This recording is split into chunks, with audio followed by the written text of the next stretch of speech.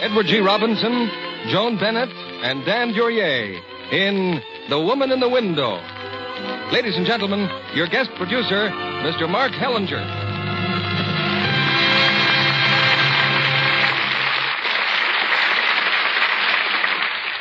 Greetings from Hollywood, ladies and gentlemen. Some years ago, I produced a picture called Brother Orchid, starring Edward G. Robinson in one of those gangster roles he made so famous. During the making of that film, Eddie expressed to me an ultimate desire to put down his revolver and interpret characters of more variety and scope.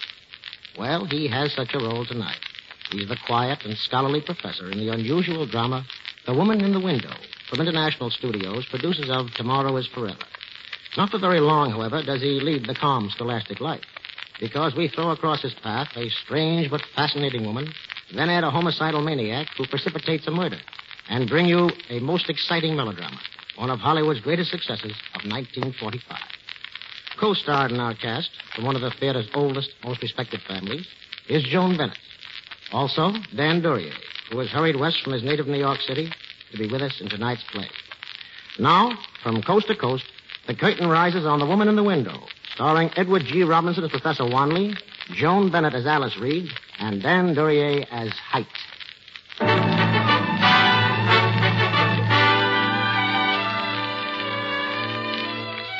Dusk in Midtown New York City.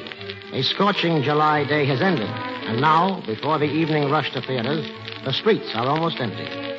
There's a clubhouse just off Fifth Avenue, an unpretentious, dignified brownstone building. And waiting in front of it is an unpretentious, dignified gentleman. Next to the clubhouse is an art gallery. Slowly, the gentleman walks over and gazes into the window. Enchanted by the provocative face that smiles at him from a newly painted canvas, he is unaware that two men now stand behind him. Just look at him. Richard Wanley, associate professor of applied psychology, bowled over by a picture of a pretty girl. I wonder how long we have to stand here before he notices us. Oh, Frank. And Michael. Well, how are you? Been waiting long? Oh, no. Say, who is she? The girl of the portrait. We haven't the faintest idea. But she's definitely our dream girl, of course. We noticed her last night. Well, it's an extraordinary painting. And the model probably is an extraordinary woman. Well, how about dinner? I'm starved. Good. Family get off all right, Richard? Yes, this afternoon, and I'm lonesome already. Now, to tell the truth, Richard, you're thrilled over the prospect. Well, who wouldn't be? A whole month of bachelorhood? No, I repeat, gentlemen, I miss my wife and I miss my children. Club and have dinner.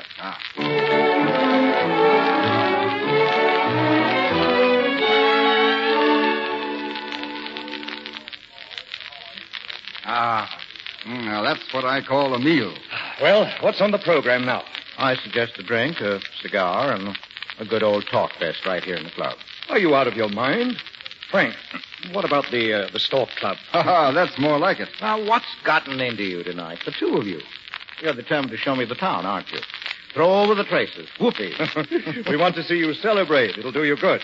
Well, that's a fine prescription, Michael, from one of the city's most respected doctors. It's an excellent prescription. Frank, as district attorney, you should know some nice gay spots.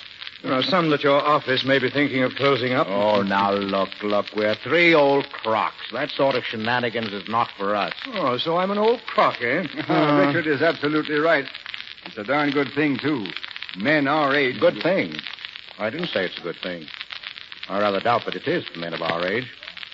I'm stuffy and stodgy, and all the brightness of life, the spirit and adventure, well, it's all gone by now. Oh, come now. Michael was just kidding. Only as far as tonight's concerned. I've got to be at the hospital in 30 minutes, but in principle, I was not kidding. If you and Richard worked with the police as I do, you'd see what happens when middle-aged men try to act like colts.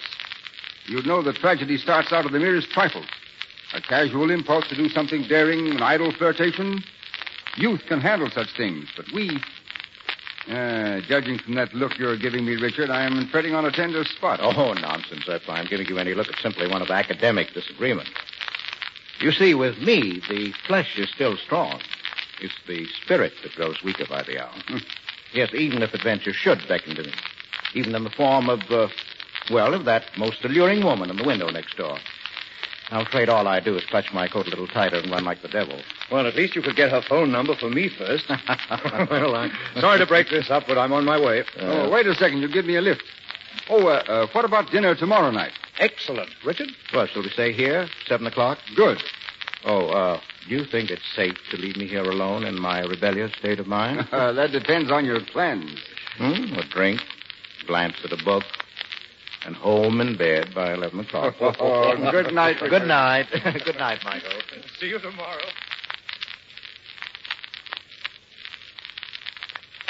Charles. Yes, sir? Charles, I'd like scotch and soda. I'm going to read here for a while.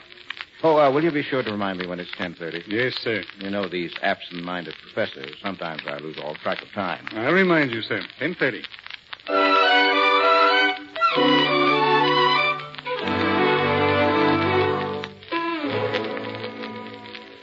Professor Wanley?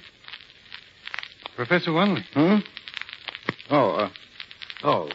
10:30, sir. I didn't fall asleep. I'm afraid you did, sir. Well,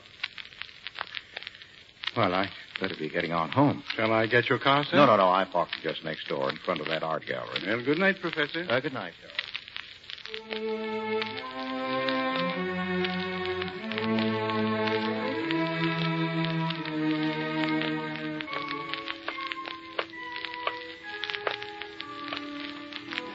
Paper, morning edition paper. Paper, mister? No, thanks. Say, that dame in the picture, some tomato. Yeah, some tomatoes. The woman in the window. What did I tell Frank? I'd clutch my coat a little tighter and run like... Well, what do you think of it? I beg your pardon? The portrait. What do you think of it? But it's an amazing Why, it's you. You're the one... Yes, I posed for it. Well, then my admiration for the artist is doubled. You mean it looks like Oh, me? more than that. It is you. I shouldn't be talking to you. It's just that every now and then I like to wander over here and watch people's reactions when they see the portrait. Oh, you mean like just now? How did I react? Well, there are only two reactions. One is a kind of solemn stare at the painting, and the other is a long, low whistle. Well, which was mine? I'm not certain, but I suspect that in another moment you might have given a long, low, solemn whistle. Well, that rather embarrasses me. Well, you don't look like a man given to whistles. Oh, no. It's, well, if my admiration was that obvious, I'm afraid you might misunderstand what I What really... if I said that I'd like very much to have a drink and talk for a few minutes? Well, you must excuse me if I appear completely bewildered. I am. Well, I have no designs on you, and one drink is all I'd care for. Is that all right? Well, it's fine. And thank you. Thank you very much.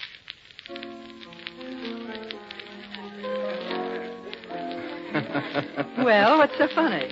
Well, I was just thinking of a couple of my friends. I can't wait till I tell them about this.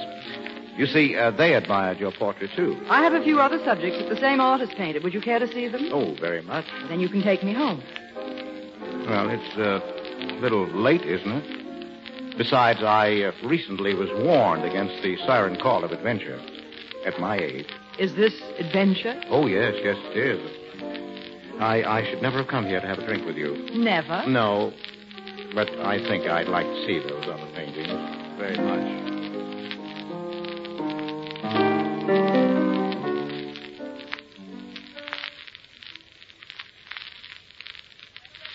Nice, aren't they? Beautiful. I've never seen finer composition and shading. Well, I have a bottle of wine inside. Let's have a drink before you go. This is much too pleasant to break up. I should say no, but I haven't the slightest intention. I'll be right back. Talk too tight? Well, it's the wire around the top of the bottle. Do you have something I can cut the wire with? Well, how about these scissors? Oh, fine. That your dog? Why, yes, it's... Who? I don't know. It couldn't be. Oh, it's probably someone trying to locate somebody else in the building. That's what happens when you live on the ground floor. Alice, I just got in town and I... Oh, Fred, I... Who are you? Well, there's really no reason to be upset. My name is, Fred, darling, listen, please. I warned you. I told you if I ever found you double-crossing me. Stop that, you fool. Stop hitting her. And you. I'll kill you. You, for heaven's sakes, man. You don't know what you're doing. Go on. Talk. Fred, you're choking and you'll kill him. Fred, stop. Stop. I'll kill you, too, you no good little... Here are the scissors. Give me the scissors. Hurry. Get away from here, Alice. Stop. You, please, hurry. Here, what are you... Oh, no, don't.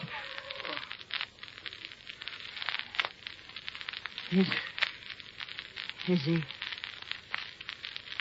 Yes. Yes, I think so.